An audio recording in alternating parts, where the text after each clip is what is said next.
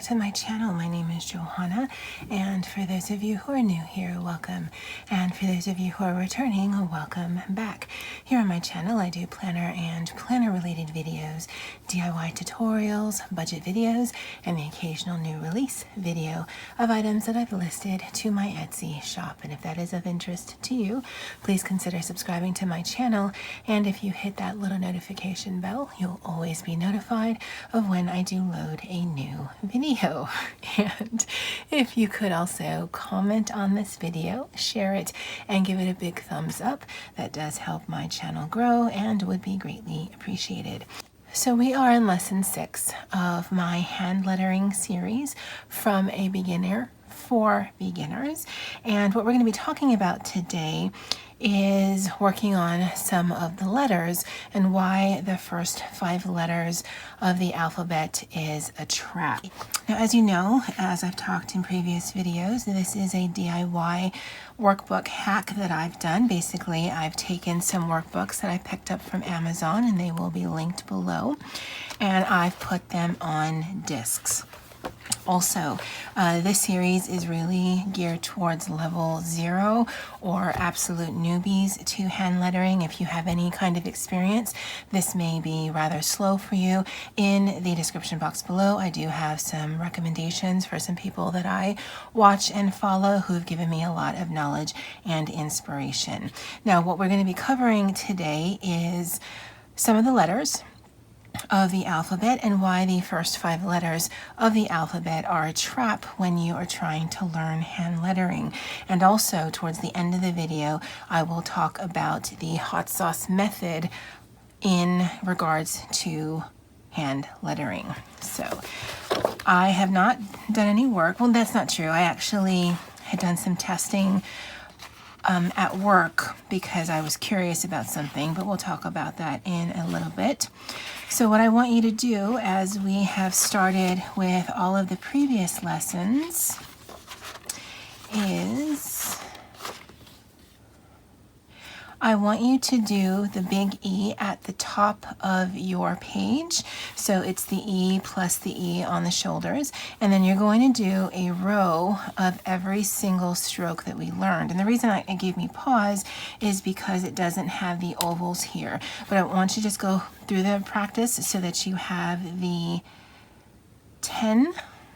So 1, 2, 3, 4, 5, 6, 7, 8.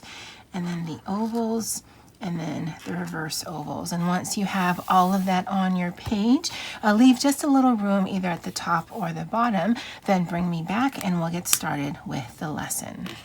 All right, guys, so hopefully your paper looks similar to this, except yours doesn't have the alphabet, but wherever you left some space, either at the top or the bottom, that's what I want you to do now. And I want you to write it out big enough. I mean, hopefully you can get it all in one line, but big enough so it's really easy for you to focus on the letter. Because I did this originally, but I think that's a little bit too small.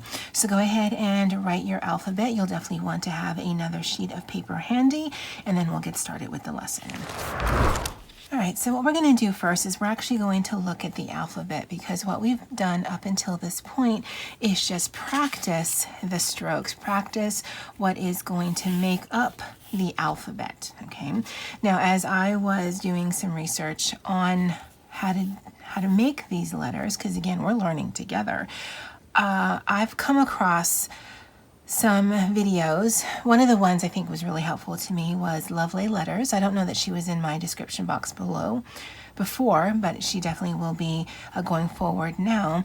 And I really had to change my mindset on how I'm looking at lettering, because if I equate it to something else, if the way that I was looking at hand lettering prior to this lesson is that I thought it was like baking a cake. So if you've ever done any baking, you know that it is about being as exact as you can be in order to make the recipe. So if you're baking a cake, you want to make sure that all of your items are at room temperature. If it calls for butter and not margarine, you're going to want to use that. If it calls for large eggs versus medium eggs, you're going to want to use that, because there is structure in that process, because based on the ingredients and the heat and the chemical reactions, that's what makes ultimately your cake.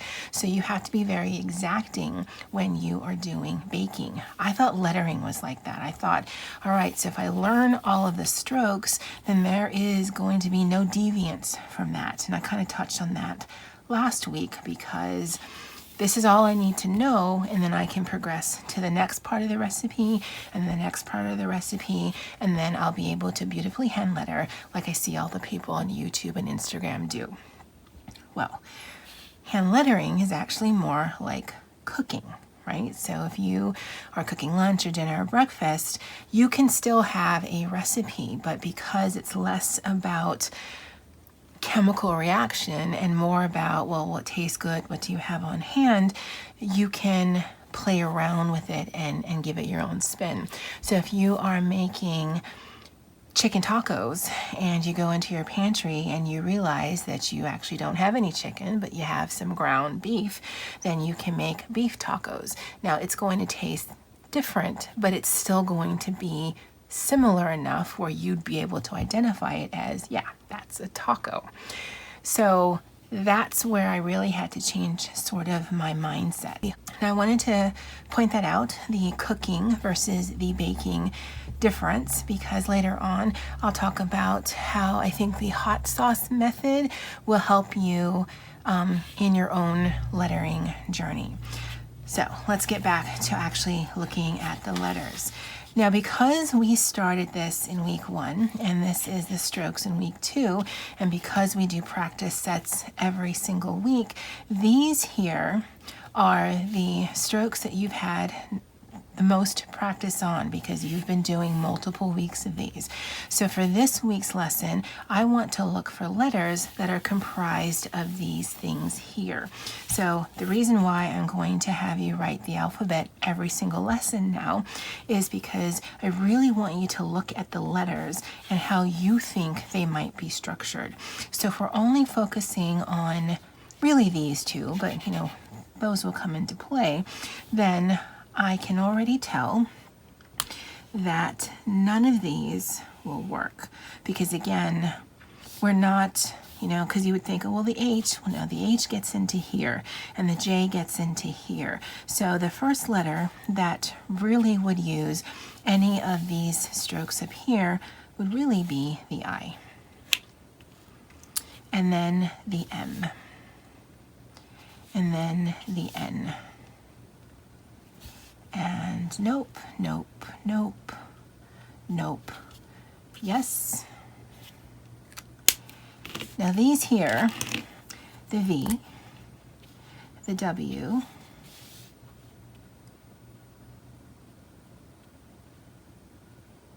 and even the Z are question marks. So we're not going to cover them today. That's actually going to be probably in another couple of weeks, because we're going to break it down to the easy letters, then the medium letters, then the harder letters, and then the weird letters. And I'm not saying weird as in bad, it's just they're weird. And actually this one and this one falls into that category, okay? So the reason why I want you to have another piece of paper is because we're going to be practicing these letters.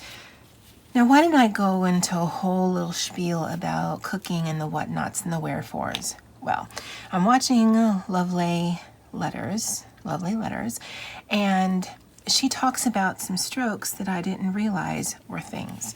So really right now, we're focusing on letters. We're not focusing on making words, although we will end the lesson with making a word or two.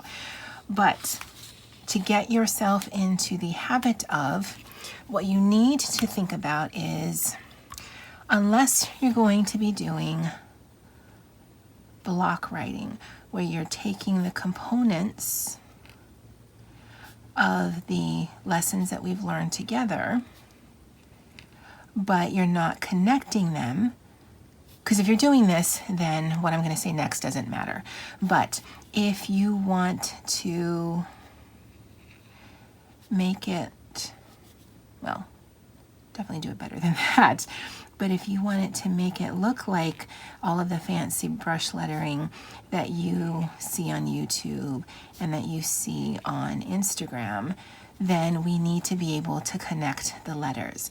Now, I just assumed there were just a lot of these different strokes going on, but that's actually not the case, because what Love Letters says is that you actually, it's not really a stroke as much as you're just leading into the letter.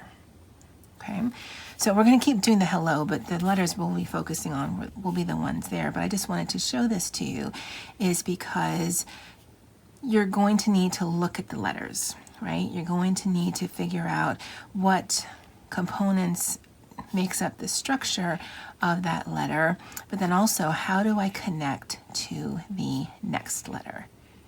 All right, so just keep that in mind, because as we're coming in and as we're going out of a word, then that will be important. All right, so just again, keep that in mind. And again, you definitely want your connections to hook up to the other letter.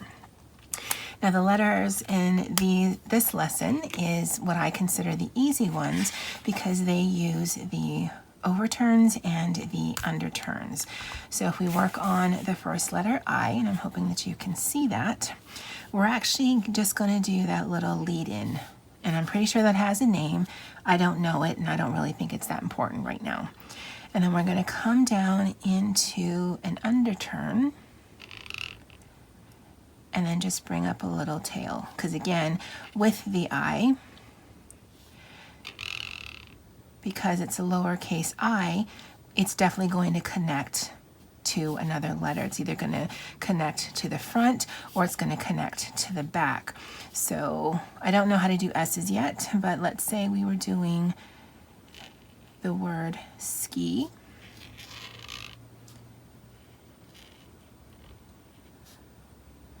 Actually would come up like that. We would still want a little bit of a tail. Now it's sort of a modified underturn because we are not bringing it up like that, but I mean that would just look funny. So I mean there is some of that. Well, it is an underturn, but sort of a half one. Okay, so what I want you to do is just work on some lead-ins and then the letter I, and then finishing up and do a whole row of the letter I. Once you're done, bring me back and we'll get started with the next letter. Okay, for the next letter, as you can see by the chart here, is the letter M. So the way that I am going to be doing it is I'm going to be doing the lead-in, and then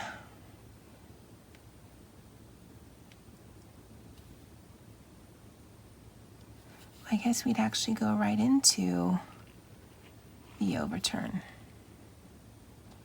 But instead of it starting straight up and down here, that's where you want to do the lead-in into it. Because in the previous lesson when we talked about this, I kept telling you, make sure that it's straight, whether you're doing it at an angle or whether you're doing it straight up and down, whatever it is, make sure these lines are straight. But this gives you that little bit of a lead-in so that you can actually make that first overturn, and you can make the next overturn, and then you can make the last overturn, and then again have it come fade out, because unless this is the last letter of your word, you're going to want to hook it to something else. Also, if you are starting with lead-ins in and out, then you just want to remain consistent and not make this stumpy, because you could go in and then down and then down and then down if this were the last letter of your word. But if you started off with something coming in, then it just would make it a little, I want to say staccato, but I don't know if that's really what I'm trying to say, all right? I think it's just really about consistency. So if you're leading in with a little lead in, then you want to just kind of fade out with one. Although now that I'm thinking about it, wouldn't that be, yeah, because it comes down thick, but then as you're coming up, you're going up thinner. So yeah, that still works. So what I want you to do is do a row of M's. Right now, this is the way that I'm doing it, because I mean, you could do that, but again, I don't know how you connect that to another letter. Okay, so that's how I'm going to be doing my M's. Do a row of M's when you're done, and then bring me back. All right, for the next letter, it is basically that with one less hump. So we have the little lead in, and then it comes down into an overturn, and then another overturn with just a little bit of a fade out. And it isn't necessarily this, because I thought that was what comprised an N, but this one, again, like going into the M, we don't want to bring all the way up, because unless we're doing an I and we can kind of mask that, that could potentially mess up the next letter. So you really just want to kind of lead into your overturn, and then overturn, and then just kind of fade into the next, or lead into the next letter, or just kind of fade out if that's the last letter of your word. Again, do a whole row of the N's, and then bring me back when you're done. Now the last of the easy letters is the letter U. And it actually, well, okay, let's do this together, because again, oh no, this is not a lettering pen. We're learning this together, so let me figure things out and make the mistakes so you guys don't have to. So we're gonna lead in, we know that already. And then we're gonna come down and an underturn, and then come up. But, I mean, that's essentially an I, so how do we make it into a U? I think we'd actually bring that up. We come down in another underturn, but again, we're just gonna kind of fade out into it. So we would lead into it, come down, and then come up, and then come down, and then come up lightly. I can't think of a word that ends in U, although there is a city in the Philippines. Maybe it's a state, I'm not sure. That's called Cebu.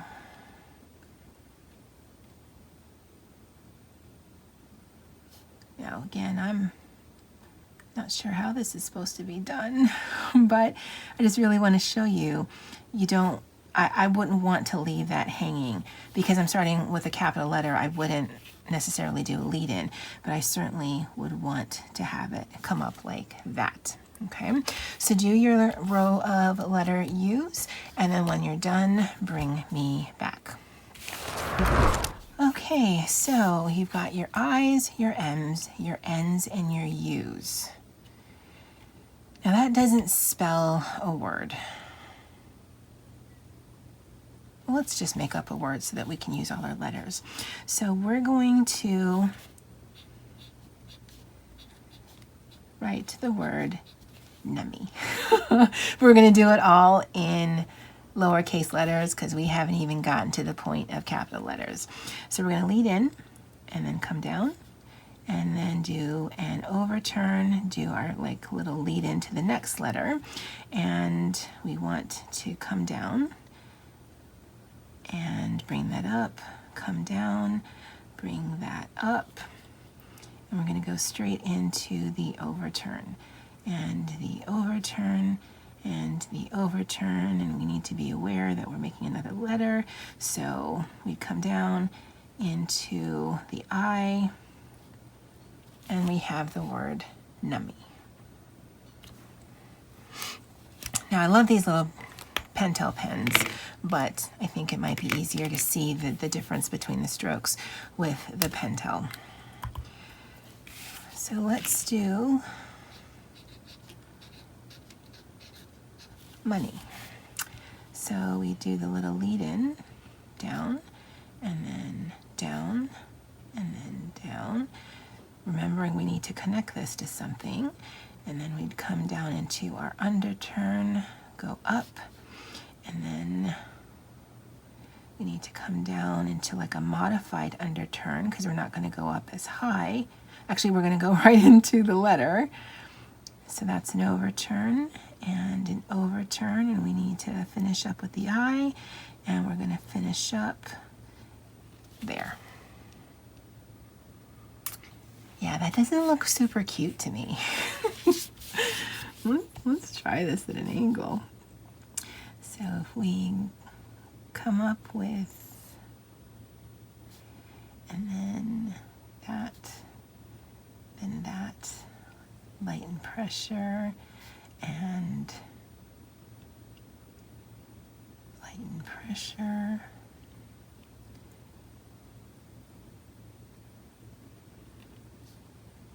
And then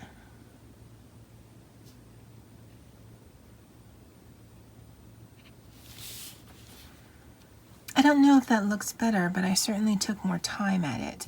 My thicks and my thins, I mean, there is a difference, but I think that's something I need to work on. Plus, I'm not practicing, so I think that's part of it as well. But yeah, I just want you to go ahead and practice NUMMI and money.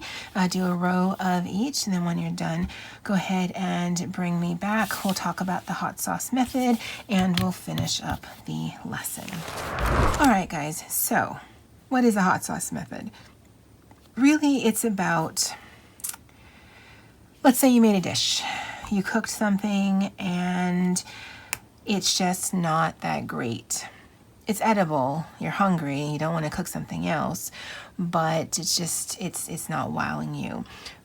9 times out of 10, if I have a dish like that, then I'm just going to put some hot sauce on it and it'll infinitely make it better. Okay, so how does that apply to hand lettering? If you're working, like let's say, because ultimately I've mentioned this before, my goal is just to do some lettering in my planner. I don't plan to make pens or worksheets or do courses or anything like that. I mean, we're just really learning so that we can make some cute lettering in our planners, or maybe you want to make invitations or just things where you don't need a whole lot of knowledge and you're not trying to become an expert in order to sell things based on that expertise, right? Because if that's the kind of level of lesson that you want, you can certainly start with me and then go to the ladies that are in the description box. But I'm thinking, all right, so if I have these letters and they are just not looking the way that I want to, I've still put the effort in it. And if I've put it in my planner like for realsies, then I may not want to just keep scrapping things or to put stickers on it. So I'm thinking the hot sauce method is, I can zhuzh things up so that, you know what, maybe it doesn't look as nice as I want it to, but it still has a fun and playful element, and I can kind of see where my mistakes are, but it's not that important, right? Or I can do some extra flavoring so that in the downstrokes that maybe I didn't do so great, I can really just lean into it and kind of highlight it and give it just a little bit of a difference in perspective, right? Because that actually looks infinitely better to me than it did just a second ago. For these right here, now they're not real words. I don't know why they would be in your planner, although this might be the German word for Monday. I don't know. But you could really just like, you know what? I did a thing and I want to acknowledge the thing that I did. And so I'm going to add a little bit of a hot sauce to it. Or if you're into vinegar, or if you're into ketchup, love ketchup, or into mayonnaise, or whatever, you may just want to really highlight the fact that, okay, this isn't perfect, but I did it. Because I'm pretty sure if you show your work to someone who didn't know that you couldn't hand lettering, they would probably be very, very impressed, because what they see is the work. What you see are the flaws, right? Because we're always harder on ourselves than we are on other people. So I'm just thinking, you know, if you are starting to practice in your planner, or if you're just starting to try to put words together, just think of that where you can zhuzh it up, or you can add some highlights, or you can, you know, go crazy and fill in the spaces that don't aren't similar, because these actually should be the same size, and make it a decorative part of the actual letter, right?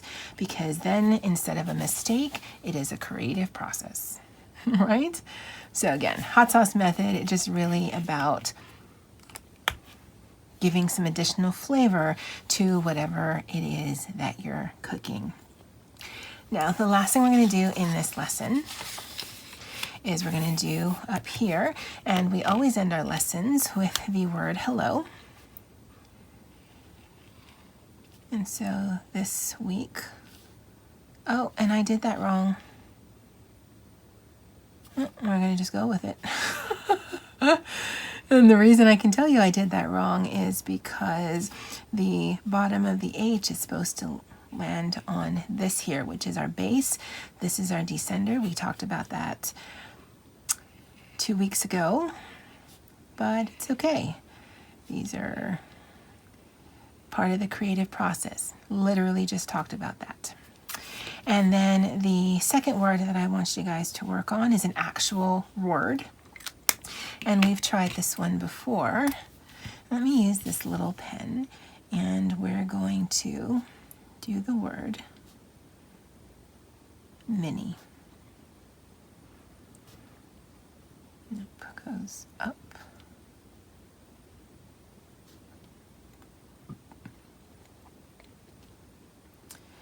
Now, as I've mentioned before, we're just learning letters right now. Like before, we were just learning strokes. You still need to be aware of the mountains and the connections.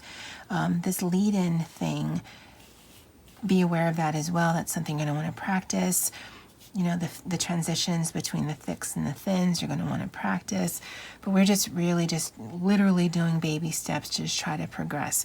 Because I'm thinking if you're like me and you're going to be using it like me, I'm not going to be writing paragraphs and paragraphs of things in hand lettering. I'm going to probably do some, fancy words here, maybe in my weekly. I might make the monthly, larger with hand lettering, but it's not something that I need to know how to do quickly, nor do I need to know how to do like lots of text. So, you can really take your time when thinking of transitions. And I mean, it's not cursive, it's not like that, because if you want to stop and change pens after every single stroke, just so that you are aware of what it is that you're doing, then you can certainly do that. Now, is that going to take, oh, and that actually should have come up. Is that going to take forever and a day? Yes. Yes, it will. But it really hones into the fact that this is not a race. Again, you're not writing a letter to your sweetheart. I mean, really, you're just doing some lettering for whatever, whether it's your planner, whether it's invitations, whether you just want to learn a new skill, whatever.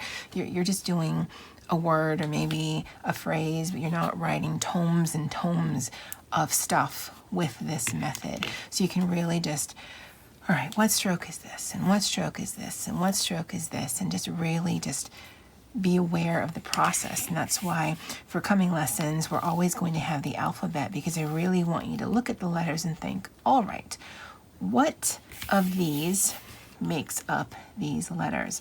Now again, it's cooking, it's not baking. So even though we've learned these strokes, there are some weird ones in here. Not weird bad, it's just they were never talked about. And so we're gonna have to kind of do the cooking method and just kind of wing it with the knowledge and the ingredients that we have.